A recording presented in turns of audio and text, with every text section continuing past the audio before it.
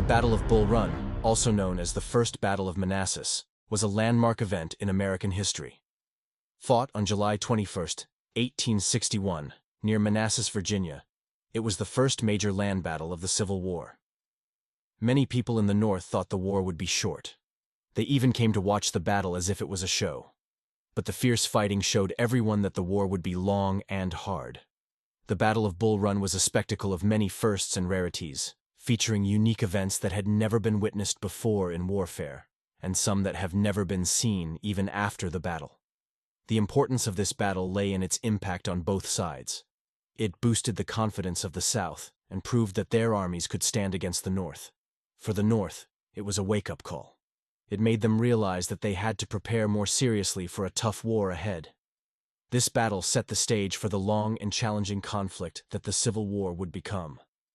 The Battle of Bull Run marked a turning point in the American Civil War, escalating the conflict from a series of minor skirmishes to a full-scale war. As the first major battle, it shattered any illusions of a quick, decisive conflict. Until then, battles were smaller and less intense, but Bull Run, with its large armies and fierce fighting, showed just how serious and brutal the war could be. This battle made both the North and the South realize that they were in for a long, hard struggle, fundamentally changing the nature of the conflict and setting the stage for the many grueling battles that would follow. As the Battle of Bull Run neared, terrifying rumors swirled among the troops and civilians. One such rumor was that Confederate soldiers were sharpening their teeth to appear more fearsome. These stories spread through camp talk, sensational newspaper articles, and exaggerated reports from scouts. Without reliable communication, such wild tales easily gained traction. For the average Union soldier, often young and inexperienced, these rumors added a layer of fear to their already daunting first battle. Imagining facing an enemy portrayed as almost monstrous in nature, their anxiety intensified.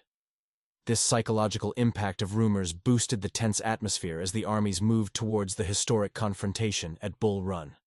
The Battle of Bull Run witnessed an unusual scene where civilians and politicians treated the onset of war more like a grand spectacle. Many from Washington, D.C., including congressmen, ventured out to the battlefield, expecting a swift and glorious Union victory. They arrived with picnic baskets, eager to watch what they thought would be an easy win for the North. This public gathering reflected a naive and romanticized view of war, with little understanding of its true horrors. However, as the battle unfolded with unexpected ferocity, resulting in chaos, the spectators were quickly disillusioned. The harsh reality of war soon became evident. The Union Army, under Brigadier General Irvin McDowell, marched from Washington, D.C., with the aim of striking a quick blow to the Confederate forces, thereby suppressing the rebellion rapidly. The Confederate Army, led by General P.G.T. Beauregard, held a strong position near Manassas Junction, a crucial railway crossroads. The battle began in the morning, with Union forces attempting to outflank the Confederate left. The plan was ambitious, but flawed, marred by slow execution and poor communication. The Union soldiers, most of whom were inexperienced, struggled to maintain formation and follow orders amidst the chaos of battle. They were confronted with the noise, confusion, and brutality of combat, far removed from the orderly, heroic engagements they might have imagined. The screams, the gunshots, and the sight of wounded and fallen comrades were overwhelming. This lack of experience led to significant disorganization on the battlefield. Many soldiers didn't know how to react under fire or follow complex orders amidst the chaos. Commands were misunderstood or unheard, formations broke down, and units became separated.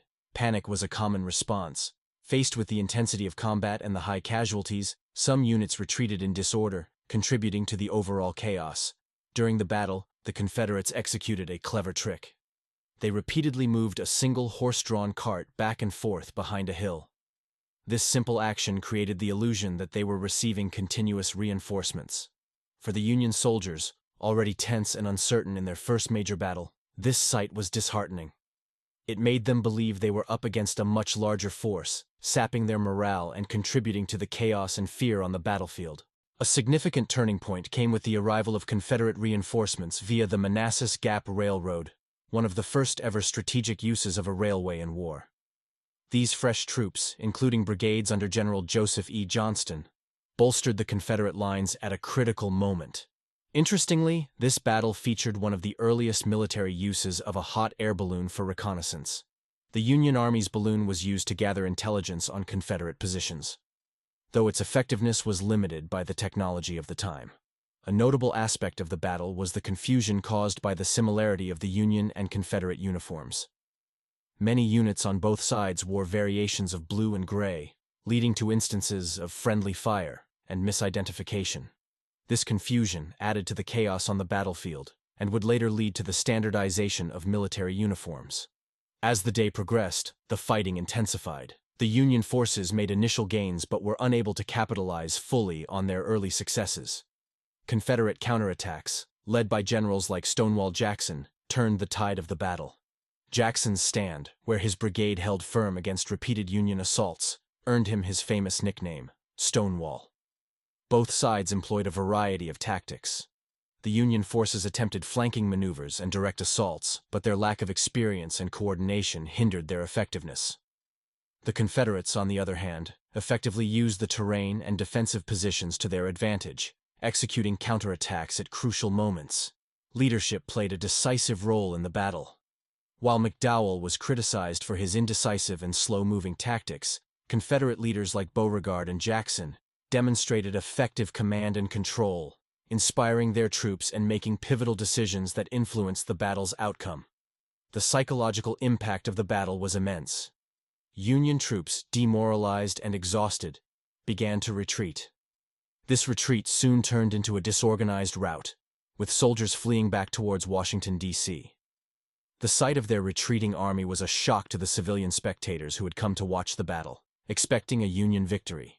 The aftermath of the Battle of Bull Run was a sobering moment for the Union. The defeat shattered any illusions of a short, decisive war, and prompted a re-evaluation of military strategies and leadership. For the Confederacy, the victory was a significant morale booster, reinforcing their belief in their military capabilities. The Battle of Bull Run was a harsh introduction to the realities of warfare. The lessons learned here would shape the conduct of both Union and Confederate forces in the long and bloody conflict that lay ahead. It was a battle that, in many ways, defined the early course of the Civil War, setting the stage for the trials and tribulations that both sides would face in the years to come. The battle also prompted significant advancements in battlefield medicine, a response to the unexpectedly high number of casualties and the need for efficient medical treatment. Before this battle, medical support for armies was relatively primitive. The sheer number of wounded at Bull Run, however, forced a rapid evolution in these practices. One key development was the organization and transportation of the wounded. The chaos of the battle highlighted the need for more structured evacuation and triage systems. This led to the establishment of more organized ambulance corps and field hospitals, which were closer to the battle lines and better equipped to handle the initial treatment of injuries. The battle spurred the growth of a more formal medical structure within the military, leading to the foundation of what would eventually become the Army Medical Corps. This included better training for military surgeons and the standardization of medical supplies and practices. The First Battle of Bull Run laid the groundwork for the Second Battle of Bull Run by highlighting critical strategic and tactical lessons. The Union's defeat led to a major reevaluation of their military approach, emphasizing the need for better preparation and leadership. For the Confederates, their victory boosted confidence and reinforced successful tactics like defensive positioning and surprise assaults. Both sides entered the second battle with these lessons in mind, shaping their strategies and influencing the course of the conflict.